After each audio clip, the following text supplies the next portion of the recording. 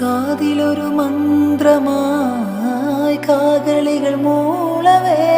നാടൻ കന്നി പെണ്ണേ നാണിക്കാതെൻ പൊന്നേ, ആരും കേൾക്കാതെ